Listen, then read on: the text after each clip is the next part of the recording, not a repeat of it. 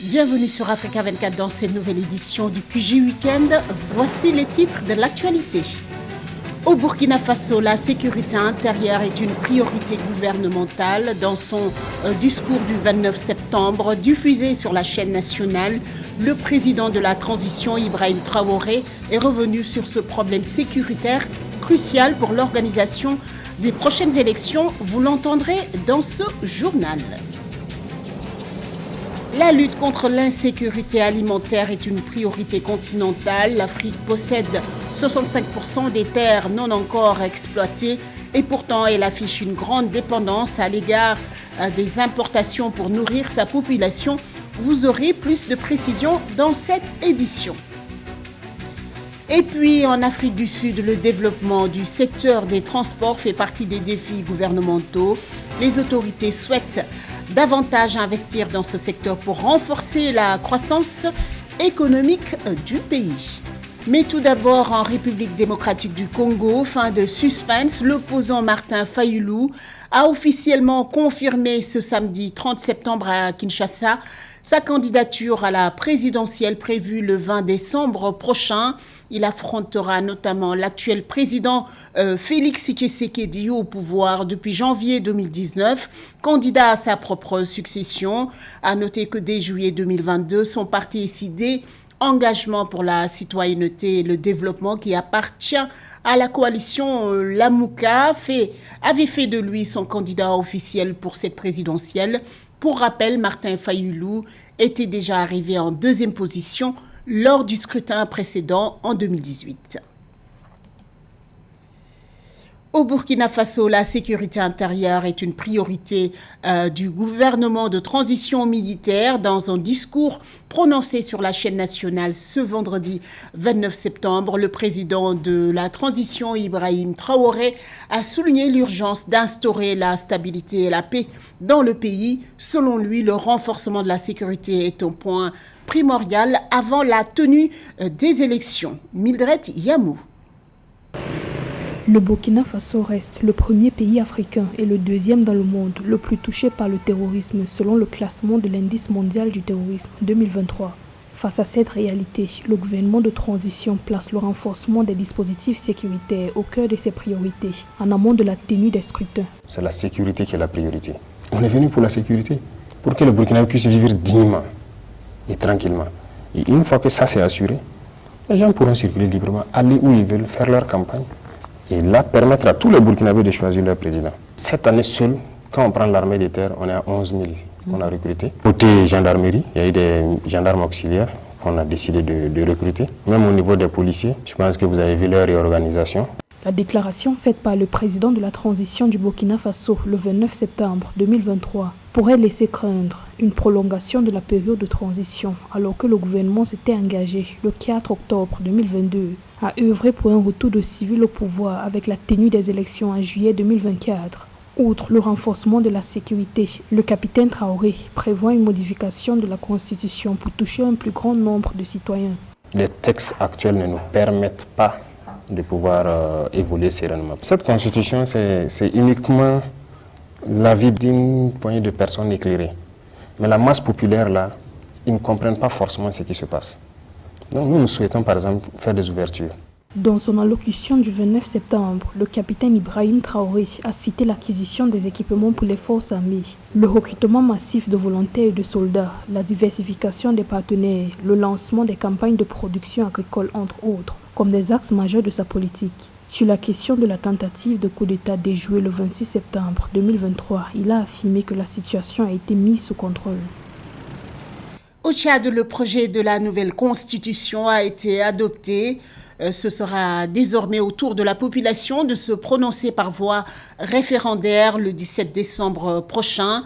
Ils voteront à la fois pour l'adoption de la Constitution et pour choisir entre les deux formes de l'État proposées par le dialogue national inclusif, notamment le fédéralisme et l'État unitaire décentralisé. L'objectif est de poser les bases nécessaires pour l'organisation des élections et un retour rapide à l'ordre constitutionnel. Mahamat Ramadan. Au Tchad, les électeurs sont appelés aux urnes le 17 décembre 2023 pour dire oui ou non au projet de la nouvelle constitution de la République. Le référendum permettra aussi aux Tchadiens de choisir la forme de l'État, notamment entre l'État unitaire décentralisé et le fédéralisme. L'adoption de cette nouvelle loi fondamentale permettra aux autorités de clôturer la transition et d'organiser les élections. Mais pour certains acteurs politiques, la préservation de la cohésion sociale et de la paix doivent être préservées, quelle que soit l'issue du référendum. Je salue l'esprit patriotique qui a soutenu la signature du protocole d'accord de plus de 100 partis politiques de différentes obédiences sous la houlette du cadre national de coordination des partis politiques au nom de la paix. Pour finir, humblement, j'en appelle à mes compatriotes qui ont choisi le chemin de la lutte armée ou qui sont en exil d'opérer le choix patriotique pour le bien de leur cher et beau pays, le Tchad. Tout est encore possible. Le consensus est toujours à notre portée. L'enrôlement des électeurs pour la révision des listes électorales du fichier biométrique utilisé lors de la dernière présidentielle d'avril 2021 est en cours de finalisation en dépit des difficultés opérationnelles de terrain dénoncées par la société civile. Le processus du retour à l'ordre constitutionnel est sur la bonne voie selon les autorités qui estiment que le chronogramme des élections sera respecté. Nous, on espère pouvoir tenir l'échéance, le calendrier pour faire le référendum et pour faire les élections. Je crois que le ministre, l'administration est là, en tant que président, pourra, de ce qu'on aurait mieux étayer là-dessus. Et c'est ça l'objectif. Donc, réussi, non, on n'est pas là pour nous enjoliver, pour dire qu'on a fait tout bon. Non, il y a eu bien évidemment des défaillances qu'il faut corriger. Mais il y a eu des choses qui ont été faites de ces dialogues, de cette nouvelle pensée, de ces gouvernements inclusifs, qu'il faut que les choses puissent avancer pour la refondation du Tchad. Pour rappel, selon le chronogramme de la Commission nationale chargée de l'organisation du référendum, le nouveau fichier électoral est attendu le 12 novembre 2023, quelques jours avant le début d'une campagne électorale en faveur du oui ou du non, qui va durer 20 jours. Les résultats provisoires seront proclamés le 26 décembre 2023 avant d'être transmis à la Cour constitutionnelle pour validation. En Libye, le premier vol commercial en destination de l'Italie a repris ce samedi 30 septembre après près de 10 ans d'interruption malgré un embargo européen sur les compagnies libyennes. Selon les autorités libyennes, le décollage d'un avion de la compagnie libyenne privée Medsky a eu lieu à l'aéroport de Mitiga Tripoli en direction de l'aéroport de Fiumicino à Rome. La compagnie lancée en 2022 propose 2 vols par semaine vers Rome le samedi et le mercredi. Le gouvernement d'union nationale reconnu par l'ONU a indiqué sur sa page Facebook que cette reprise des vols s'inscrivait dans le cadre, je cite, de ses efforts intensifs pour lever l'embargo imposé à l'aviation civile libyenne. Toujours en Libye, les autorités de l'Est du pays ont annoncé l'organisation le 10 octobre prochain d'une conférence internationale pour la reconstruction de Derna, ville dévastée par des inondations meurtrières causées par le passage du puissant cyclone Daniel.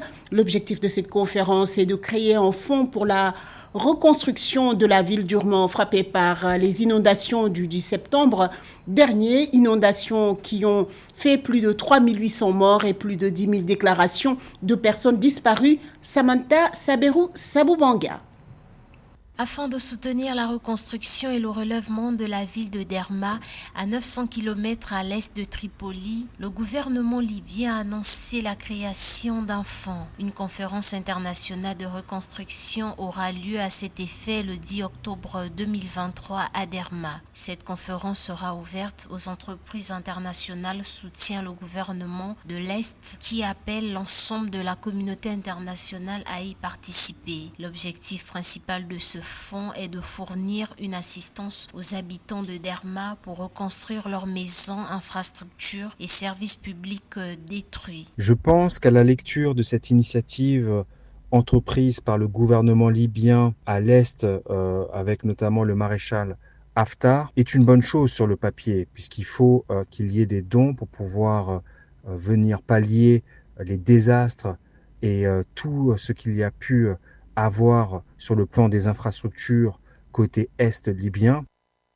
Avec une population de plus de 100 000 habitants, la ville de Derma a été, le 10 septembre 2023, frappée par des inondations provoquées par la tempête Daniel et amplifiées par la rupture de 2 barrages en amont de la ville. Selon le dernier bilan officiel communiqué le 26 septembre 2023 par le gouvernement de l'Est, 3 893 personnes y ont perdu la vie. Plus de 43 000 personnes ont été déplacées en raison des inondations, selon les dernières statistiques de l'Organisation internationale pour la migration. Notons que le Parlement a déjà alloué 10 milliards de dinars, soit plus de 1,9 milliard d'euros, au projet de reconstruction. En revanche, cela ne va pas faire fi des luttes intérieures qu'il peut y avoir au niveau local entre le côté tripolitain et le côté est de la Libye. On peut quand même penser que ce drame est aussi une occasion pour revoir les positions stratégiques entreprises par le maréchal Haftar. En revanche, si on regarde un peu ce qui s'est passé sur ces dernières années et les positions de chacun, on peut s'imaginer que malheureusement, cette initiative ne sera pas forcément fructueuse. Rangée par les divisions depuis la chute de Muammar Kadhafi en 2011, la Libye est gouvernée par 2 administrations rivales. L'une dans l'ouest dirigée par Abdelhamid Beida, reconnu par l'ONU, et l'autre dans l'est, incarnée par le Parlement et affiliée au camp du maréchal Khalifa Haftar, non reconnu à l'international. Et 4 nouveaux responsables, parmi lesquels 2 membres du conseil municipal visés dans l'enquête sur les inondations meurtrières, ont été placés en détention provisoire. Leur responsabilité présumée dans la mauvaise gestion des missions administratives et financières a été pointée par le communiqué du procureur publié dans la nuit du jeudi 28 à vendredi 29 septembre. 8 responsables, dont l'ex-maire de Derna, sont déjà incarcérés depuis le 25 septembre dernier. Dans le reste de l'actualité, le continent africain possède plus de 65% des terres non cultivées, mais peine à répondre à l'urgence alimentaire pour nourrir sa population. Un déficit commercial agricole de 38,7 milliards de dollars a été enregistré en 2022 et le continent affiche une dépendance à l'égard des importations de denrées alimentaires pour satisfaire les besoins de la consommation locale. Plus de détails dans ce sujet de Catherine Gombay. Depuis 2019, la Banque africaine de développement (BAD) estime que les conditions météorologiques extrêmes, les conflits et la pandémie de Covid-19 ont plongé près de 50 millions de personnes supplémentaires dans une insécurité alimentaire aiguë à travers l'Afrique subsaharienne. Les pays africains sont également affectés par les chocs mondiaux qui ébranlent les systèmes alimentaires, notamment la volatilité des marchés des produits de base, les augmentations des prix de l'énergie et des engrais, les perturbations du commerce et les événements en cours en Ukraine. Ainsi, la Banque mondiale évalue à 38,7 milliards de dollars le déficit commercial agricole net en 2022. La santé est le fondement des politiques publiques et pour préserver ce fondement, il faut réduire les risques sanitaires et ne pas attendre qu'ils se produisent, ce que nous espérons en formulant des recommandations dans le cadre de ces débats africains. Malgré ce contexte difficile, le renforcement des systèmes agricoles dans la région a permis non seulement de lutter contre l'insécurité alimentaire, mais aussi de créer davantage d'emplois, de favoriser le commerce et de renforcer la résilience. La 2e édition du débat africain sur la réduction des risques sanitaires organisée à Marrakech au Maroc a été le lieu de convoquer les experts pour identifier les moyens de parvenir à une gestion plus durable de l'agriculture. Nous sommes certes ici pour discuter de différents sujets de santé, mais il ne faut pas oublier que l'alimentation est un facteur déterminant de la santé. L'objectif de cette conférence est de trouver et de partager des solutions, notamment des techniques avec des pays africains, afin d'établir la sécurité alimentaire. Reconnaissant l'impact du changement climatique, la BAD a pris des mesures d'adaptation et d'atténuation de ces effets sous forme de projets, de programmes et d'initiatives spécifiques. Par exemple, le projet de gestion participative des forêts au Burkina Faso a soutenu l'installation de 10 plateformes pour le développement des produits en 2022. En Afrique du Sud, le développement des transports est une priorité gouvernementale. Les autorités souhaitent investir davantage dans ce secteur pour faciliter la mobilité de population et renforcer la croissance économique. À noter que le secteur des transports contribue à lui seul à hauteur d'environ 6,5% du PIB national. Marie-Raphaël Tolo. Alors que les données économiques indiquent que le secteur des transports contribue à hauteur d'environ 6,5% du PIB de l'Afrique du Sud, les autorités veulent impulser ce secteur. À cet effet, la ministre des Transports du pays, Lydia Sandisiwe Shikunga, qui s'est exprimée lors du 18e volet de la campagne annuelle du mois des transports d'octobre le 29 septembre 2023, a souligné que l'économie sud-africaine est largement dépendante du transport et notamment celui du fret maritime, et donc un investissement dans tous les secteurs de transport devrait permettre de favoriser la croissance économique du pays. Both the National Development Plan and the National Transport Master Plan NetMap 2050. Le plan national de développement a souligné que l'Afrique du Sud doit investir dans l'infrastructure de transport afin de soutenir sa croissance économique et objectifs de développement social. Le secteur des transports sud-africains apporte une contribution importante au produit intérieur brut du pays. Ces contributions ont le potentiel de réellement impacter lorsque nous aurons atteint un certain niveau de compétitivité dans le secteur. Once we achieve certain levels of competitiveness and efficiency in the sector.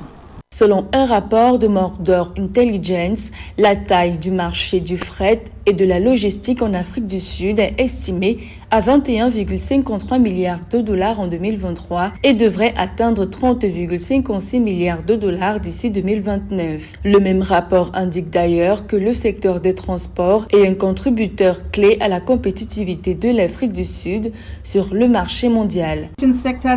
Le stockage de transport et les secteurs de la communication ont rapporté une croissance de 3,6% et a contribué à 0,02% sur le PIB. Ces secteurs ont apporté une valeur ajoutée de près de 366,5 milliards de rand à notre PIB en 2022.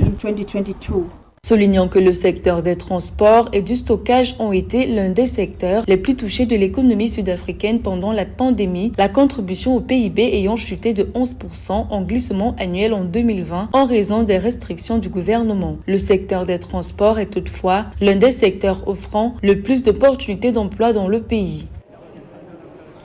Ce journal a été réalisé par l'ensemble de la rédaction. Merci pour votre fidélité. Dans un instant, une nouvelle édition de l'information sur Africa 24.